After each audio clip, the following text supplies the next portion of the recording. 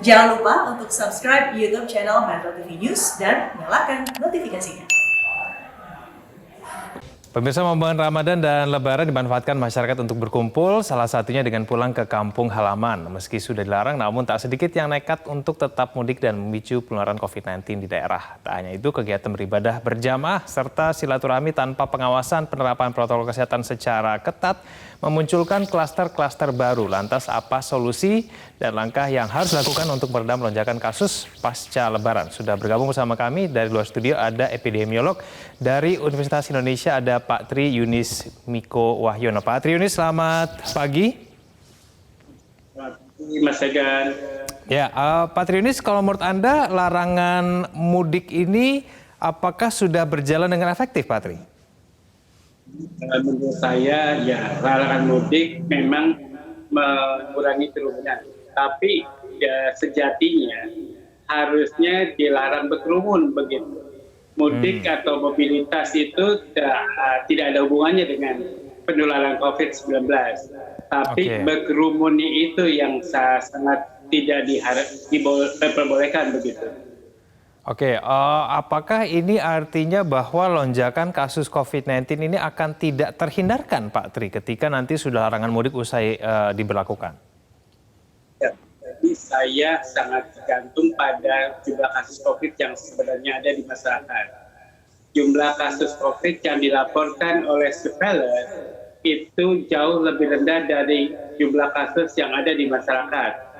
Jadi pertama itu karena OTG-nya tidak dilaporkan sejak September 2020. Kedua adalah kontak tracing-nya menurun dari 20 sampai 30 pada bulan April tahun 2020. Kemudian sekarang menurun 4 sampai 10. Jadi rata-rata 6 atau 4 sampai 6 itu cuma keluarganya doang yang di tracing.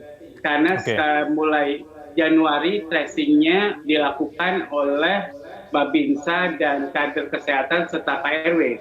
Jadi itu tidak profesional begitu. Makanya, jadi angka yang kita dapatkan dari Satgas COVID-19 itu tidak menggambarkan keadaan sesungguhnya di masyarakat, begitu Pak Tri ya? Ya, jadi angka yang dari Satgas itu sebenarnya dari Kemenkes. Ya. Jadi menurut saya ya tidak menggambarkan jumlah kasus sebenarnya di masyarakat.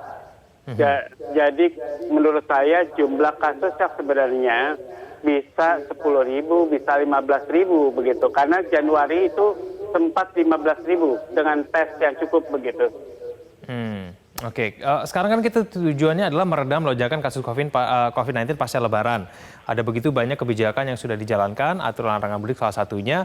Nah, ini caranya Pak Tri untuk meredam supaya kemudian kasus COVID-19 ini tidak melonjak itu bagaimana?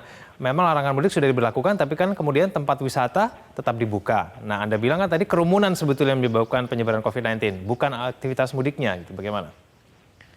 Ya, jadi kerumunan itu sudah terjadi. Yaitu sejak sebelum tanggal 6 pada waktu mudik dilarang, orang sudah berbondong-bondong mudik. Kemudian pulangnya semua tanggal di atas tanggal 17 pasti. Dan itu adalah kerumunan yang terbesar akan terjadi. Jadi itu yang pertama. Yang kedua adalah taraweh dan sholat id kemudian sekarang tidak dilarang oleh pemerintah. Padahal tahun lalu dilarang begitu. Jadi menurut saya harusnya sekarang dilarang karena kasusnya jauh lebih banyak.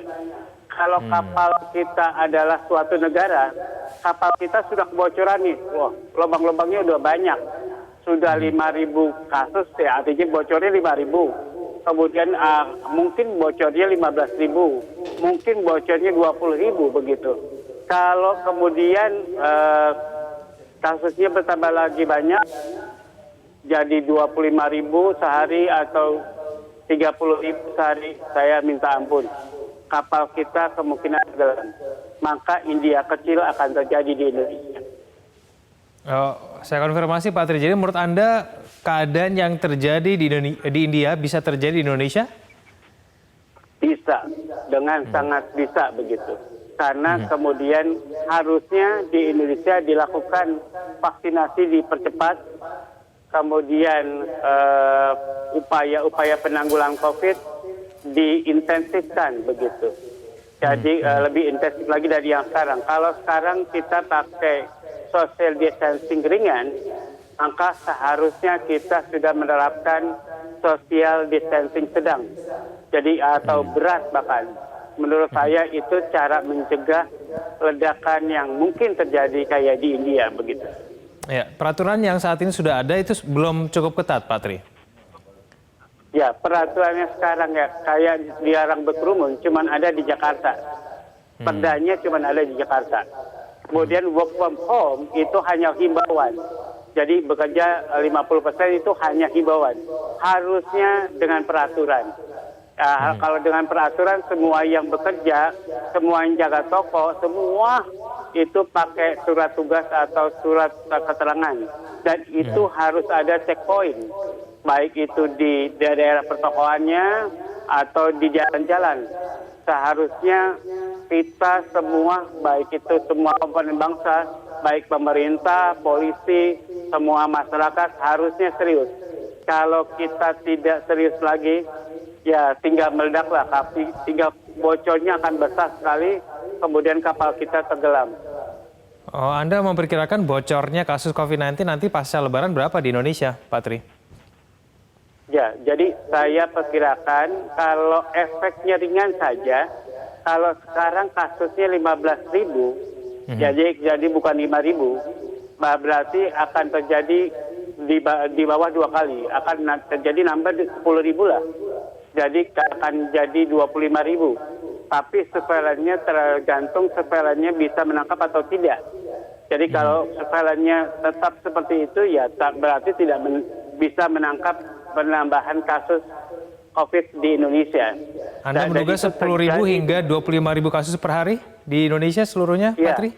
Oke. 15.000 akan bertambah menjadi 25.000 begitu.